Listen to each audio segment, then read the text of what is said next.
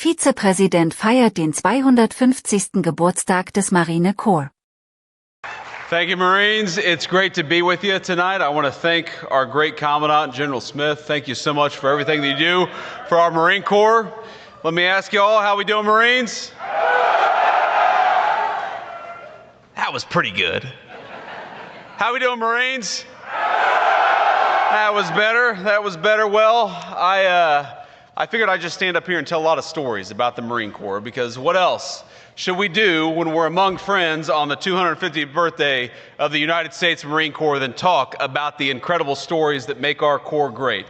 And I'm so proud to be here. I'm so proud to be the first Vice President of the United States to have been a United States Marine.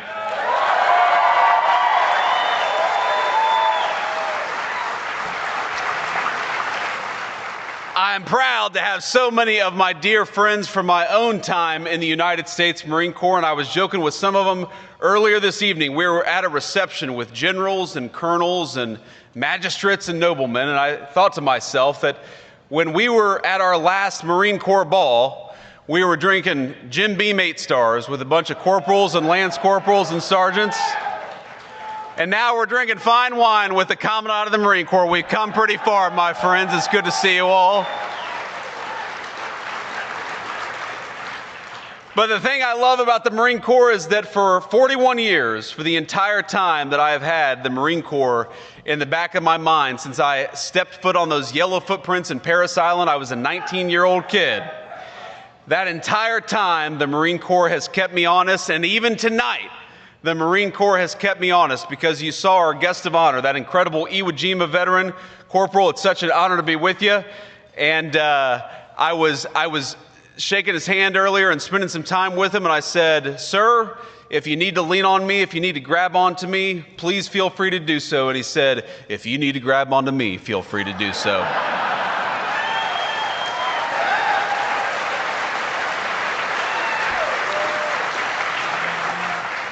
And then I shook the hand of his fellow Iwo Jima veteran, because we have a corpsman here who served in Iwo Jima. And how much, Marines, do we love our corpsmen who keep us safe?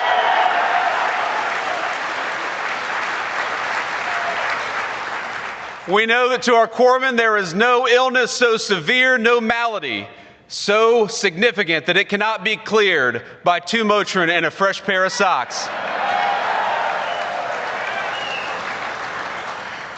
But I shook the hand of this corpsman who's probably close to 100 years old. And he said, you know, we talked for a little bit, we chatted for a little bit. He said, "You know, you have a very nice personality." And I'm a vain politician just like all the rest of them, and I really appreciated that. And then he said, "What the hell is up with that beard?"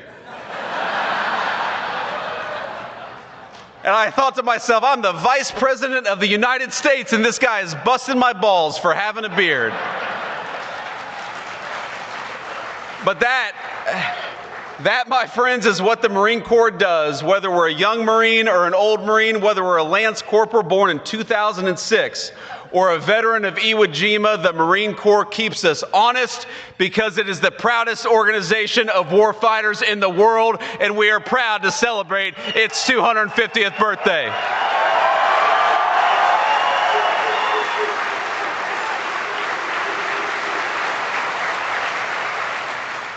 Now, I got this great big speech here. I could talk about Dan Daly. I could talk about Chesty Puller.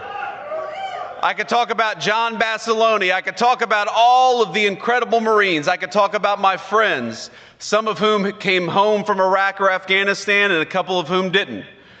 We know that the reason why this organization is so special is fundamentally because we take the very best young Americans, we turn them into something even better, which is United States Marines, and we go and ask them, even when they're teenagers, even when they're not even old enough, some of them, to drink, we go and ask them to do the hardest thing in the world, which is to fight our nation's battles and to represent the United States all over the world in the proudest and most profound way possible. And I'm proud to tell you this evening that tonight, as we celebrate at the Commandant's birthday ball, from the young Marines to the old Marines, I, as your Vice President, am proud of you, and we're going to keep on winning America's wars for the next 250 years after this.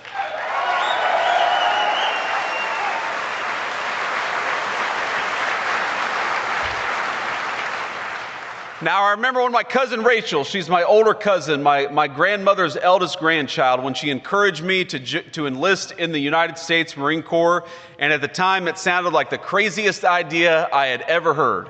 I couldn't run a mile, much less 3 miles, and I never thought to myself that I could join the military, but I'm telling you that the confidence the Marine Corps gave me, the trajectory that it set me on has started, again, from those yellow footprints in Parris Island, led me directly from where I was then to where I stand today. And it wasn't always an easy journey, of course, these things never are, but I remember, for example, my very first Marine Corps birthday as a young recruit in Parris Island. I went to boot camp in September of 2003, and so, of course, my first Marine Corps birthday was in Parris Island. Now, I'll tell you a little story. At the time, I thought that I was deathly allergic to shellfish. And the reason I thought I was deathly allergic to shellfish is because when I was 16 or 17, I had some terrible allergic reaction. I assumed it was because of shellfish, and for 2 years, I had not touched shellfish. I thought it was the thing that was going to kill me. And so on November the 10th in Parris Island, South Carolina, I was sitting there and they served steak and lobster. And y'all were recruits. You know how hungry young recruits get? And I thought to myself, well, on the one hand, I could be hungry and maybe save my life. On the other hand, I could roll the die with this lobster. And the very worst thing that's probably going to happen to me is a corpsman's going to take care of me. I'll get to sleep in tomorrow. And so what did my dumb ass do? I ate the lobster. And I was fine, and I haven't been allergic to shellfish ever since. So one of the great things the Marine Corps can do is it can apparently cure a shellfish allergy. There are so many things I'm proud of about this Corps. One of the things I'm proud of is that the attitude and the life of service continues from the people who become generals in our Marine Corps to sergeant majors in our Marine Corps to the people who get out and lead in the civilian world. My dear friend Dave Warrington is here, the White House counsel. I'm going to embarrass Dave a little bit because though he's one of the most important people in our White House team, a brilliant lawyer, a very proud Marine, I didn't know until tonight that young David, his son, is a captain of Marines, and he's here with us tonight. So let's give it up for a family of service. There he is.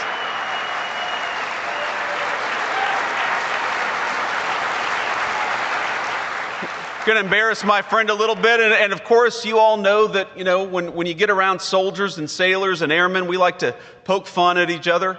And I was talking to an Army colonel in the White House not too long ago, and I said, "Colonel, you know what they call a soldier with an IQ of 80?" And he said, "What, sir?" And I said, "They call him a colonel." and he chuckled. And then he said, "You know what they call a Marine with an IQ of 60? I said, "What's that, Colonel?" He said, "The Vice President of the United States."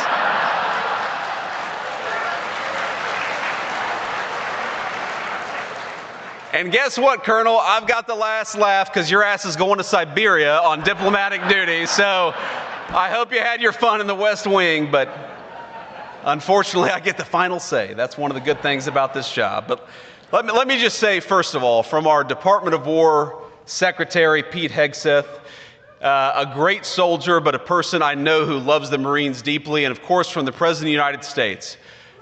They are proud of you.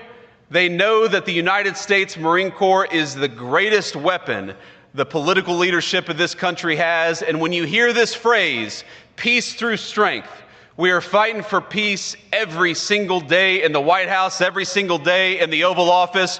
We achieve peace because you, the Marine Corps, are our strength, and we won't forget it, and we never have. Thank you, Marines.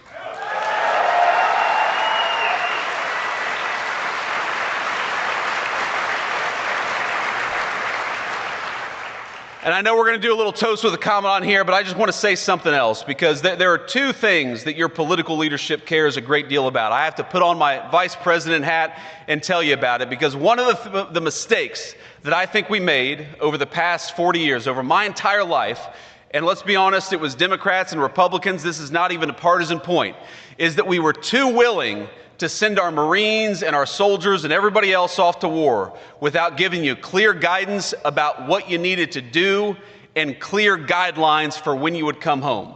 And that is one thing the President of the United States and everybody in the White House, we promise we will never do. When we send you off to fight our nation's battles, we will do it with full confidence. We will give you the knowledge and the tools you need to win, and we will make it clear that your job is to kick the enemy's ass and come back home safely. That is our sacred promise from the President of the United States on down. That's what we owe every single one of you, is a clear mission and a clear promise that when you do that mission, you're going to come home safely. That's the first point that I want to make. And I want to make a second point, because we live in an era of technology. You saw it in that incredible video. I forget who even said it, but he said, you know, in World War II, we had planes, we had boats, we had tanks, and we had Marines, and here we are in 2025, 80 years later, and we still got tanks, we got boats, we got airplanes, and we got United States Marines. But let's be honest, we all know the battlefield has changed in an incredible and profound way. We've got technology that would have been inconceivable even when I was a little kid, is now driving the face of the modern battlefield. We got cybersecurity, we got satellites in space, we got artificial intelligence, we've got all this incredible technology. And of course, the United States is the most significant leader of technology in the world. But I happen to believe that the most important warfighting technology is not a new airplane. The most important warfighting technology is not artificial intelligence or anything on a computer. The most important warfighting technology is a well-trained and well-armed United States Marine, and we won't forget it.